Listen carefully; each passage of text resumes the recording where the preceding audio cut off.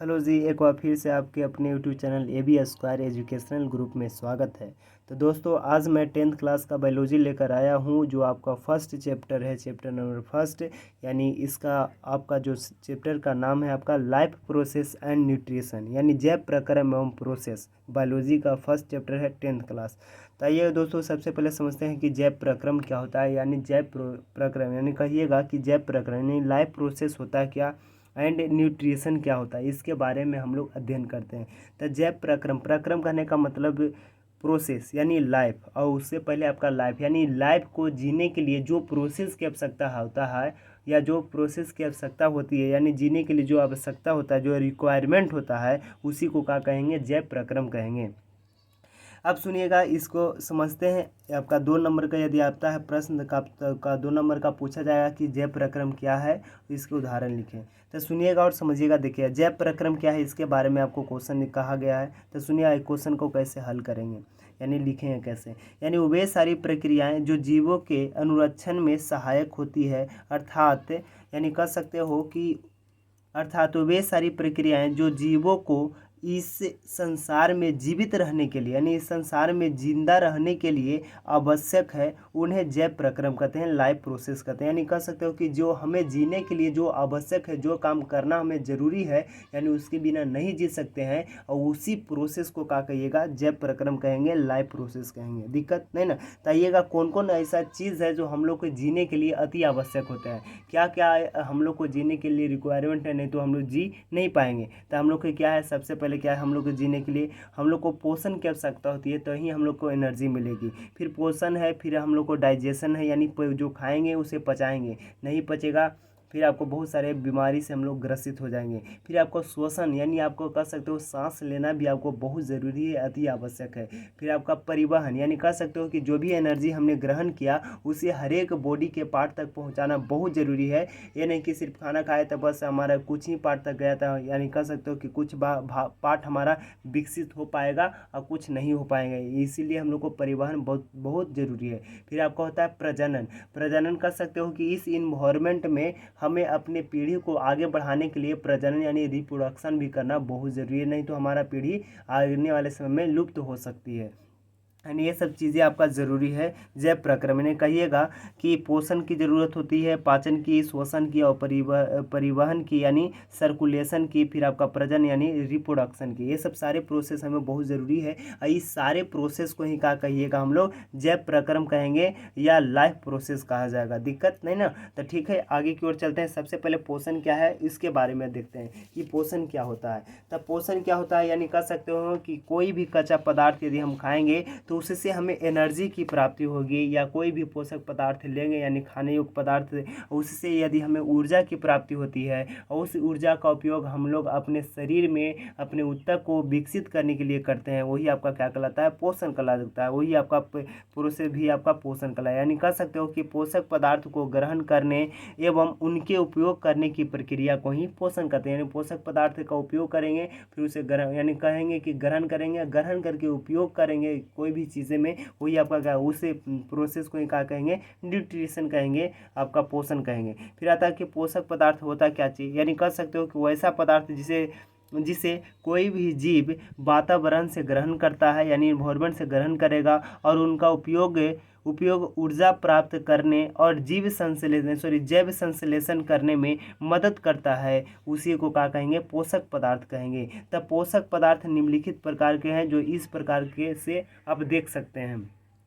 जैसे आपको कार्बोहाइड्रेट हो गया, वसा हो गया, प्रोटीन हो गया, विटामिन्स हो गई ना, खनिज लवण हो गया, जल हो गया, ये सब क्या चीज़ है, पोषक पदार्थ हैं। दिक्कत नहीं ना। तो ये सब सारे पोषक पदार्थ आते हैं। तो ठीक है, अब आगे की ओर चलते हैं कि पोषण के आधार पर जीव को कितने भागों में बांटा गया है। तो आगे हम लोग देखते हैं कि पोषण के आधार पर कितने जीव को कितने भागों में बांटा गया है। तो आइएगा दोस्तों, देखते हैं कि पोषण के आधार पर, यहाँ से क्वेश्चन आपको पूछा जा सकता है, मोस्ट VVI भी है कि पोषण, आपको क्वेश्चन पूछा जाएगा कि पोषण के आधार पर पूरे जीव कितने प्रकार के होते हैं, उसके उदाहरण सहित लिखें या वर्णन करें। तो यहाँ पे सुनिएगा, पोषण के आधार पर जीव मुख्यतः दो प्रकार के होते हैं। पहला आपका होता है स्वपोषी या दूसरा होता है आपका परपोषी। पहला स्वपोषी, दूसरा आपका परपोषी, यानी ऑटोट्रोपस और दूसरा हेटेरोट्रोपस होता है। अब सुनिएगा कि स्वपोषी यानी स्वयं माने खुद, यानी कह सकते हो कि पोषण की प्राप्ति यानी खुद करता हो, किसी दूसरे जीव पर निर्भर नहीं रहता हो, उसी को परपोषी का स्वपोषी कहेंगे। या इसको ये भी कह सकते हैं कि वैसा जीव जो अपना भोजन प्रकाश संश्लेषण के द्वारा अपनी कोशिकाओं से बनाती है, तो उसी को क्या कहिएगा, स्वपोषी कहिएगा। तो देखिएगा इसका डिफिनेशन क्या होता है, जो इसके समझ लेते हैं।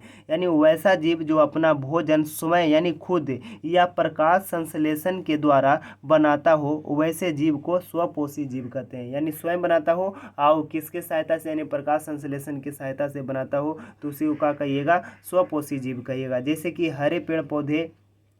हरे पेड़ पौधे होते हैं, शैवाल होते हैं, ईस्ट, हाइड्रा एवं कुछ और जीव भी हैं जो क्या चीज़ हैं, ये स्वपोषी के कैटेगरी में होते हैं और वो अपना भोजन स्वयं बनाते हैं, स्वपोषी जीव कहलाता है। अगला आपका आता है परपोषी। आखिर परपोषी क्या होता है, इसके बारे में समझते हैं कि परपोषी किसे कहते हैं।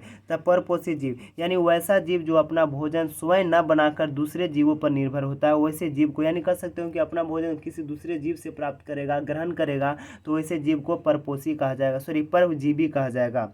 यानी परजीवी यानी दूसरे जीव पर निर्भर रहेगा, यानी वैसा जीव जो अपना भोजन, या कह सकते हो वैसा जीव जो अपना भोजन स्वयं न बनाकर दूसरे जीवों पर निर्भर होता हो, वैसे जीव को परपोषी जीव कहते हैं। दिक्कत नहीं ना। जैसे में आपको समझ सकते हैं कि मनुष्य क्या चीज़ होता है, परपोषी जीव होता है या परजीवी होता है। फिर आगे कुछ समझिएगा कि गाय एवं भैंस, यानी गाय या कोई भी जीव जंतु, यानी सभी जीव जंतु क्या चीज होते हैं, परपोषी ही होते हैं, यानी परजीवी ही होते हैं। दिक्कत नहीं ना। तब अगले की ओर चलते हैं कि परजीवी। अब परजीवी को देखते हैं, यानी एक समझ सकते हैं कि परपोषी ना, परजीवी या परपोषी कितने प्रकार के होते हैं, इसके बारे में समझते हैं। तब परपोषी 3 प्रकार के होते हैं, इसके बारे में हम लोग देखते हैं कि परपोषी कितने प्रकार के होते हैं। परपोषी जीव 3 प्रकार के होते हैं। इसके बारे में आपको पूछ सकता है कि परपोषी जीव कितने प्रकार के होते हैं, इसको सदुदाहरण व्याख्या करें।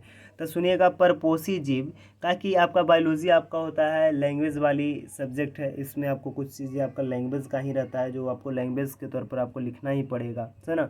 तो सुनिएगा, परपोषी जीव यानी परपोषी जीव 3 प्रकार के होते हैं, इसके बारे में देखिएगा। तो पहला आपको होता है पैरासाइट यानी परजीवी, दूसरा आपको होता है सेप्रोफाइटिक यानी मृतजीवी, तीसरा आपको होता है प्राणी संपोषी यानी होलोजोइक होता है। अब इसके बारे में भी समझते हैं कि ये क्या क्या होते हैं। परजीवी क्या होता है, इसके बारे में देखिएगा और समझिएगा कि परजीवी किसे कहते हैं। परजीवी सुनिएगा कि परजीवी क्या होता है। परजीवी के बारे में देखते हैं कि परजीवी यानी पर माने दूसरा, यानी वैसा जीव जो अपना भोजन के लिए अन्य जीवों पर आश्रित होता है, यानी कह सकते हो अपने भोजन के लिए किसी दूसरे जीव पर आश्रित होता है, उसी को क्या कहिएगा, परजीवी कहिएगा। यानी पर माने दूसरे पर निर्भर होता है, यानी पर माने दूसरा पर निर्भर तो होता है किसके लिए, ये पोषण के लिए, यानी वैसा जीव जो अपना भोजन के लिए अन्य जीवों पर निर्भर होता है या आश्रित होता है, परजीवी कहलाता है। जैसे आपका जोंक हो गया, एंटी अमीबा हो गया, फीता कृमि हो गया इत्यादि, ये सब क्या चीज़ है, आपका परजीवी कहलाता है। परजीवी 2 प्रकार के होते हैं। परजीवी आपका कितने प्रकार के, 2 प्रकार के होते हैं। एगो अंतः परजीवी होता है, एगो बाह्य परजीवी होता है, यानी एगो अंतः परजीवी, एगो बाह्य परजीवी, एगो अंदर में पाया जाएगा, एगो बाहर में पाया जाएगा। तो सुनिएगा, अंतः परजीवी एक, यानी इसको बोलेगा एक्टोपारासाइट बोलिएगा, एगो होता है अंतः परजीवी, इसको बोलेगा इंडोपारासाइट, एक्टोपारासाइट और इंडोपारासाइट। अब अगला देखिएगा, अगला आपका आगे समझते हैं कि परजीवी जो आपका बाह्य परजीवी होते हैं, इसका डिफाइन करते हैं कि बाह्य परजीवी किसे कहते हैं। तो सुनिएगा, वैसा यानी कह सकते हो कि बाह्य परजीवी यानी वैसा जीव जो अपना भोजन किसी दूसरे जीव के शरीर के बाहर रहकर प्राप्त करता है, यानी कह सकते हो कि वैसा जीव जो भोजन की प्राप्ति किसी दूसरे जीव के शरीर के बाहर यानी रहकर उसके क्या करेगा, ऊर्जा की प्राप्ति, आपका पोषण की प्राप्ति करेगा, बाह्य परजीवी कहलाता है। तब बाह्य पर यानी शरीर के बाहर क्या चीज रहता है, तो शरीर के बाहर आपका जोंक रह जाता है ना, जोंक जू ना। तो जू भी क्या करता है, यानी माथा में यानी सिर में रहकर क्या करता है, वो अपने पोषण की प्राप्ति करता है। जू भी क्या करता है, यदि किसी के पैर में सट जाता है तो वो अपने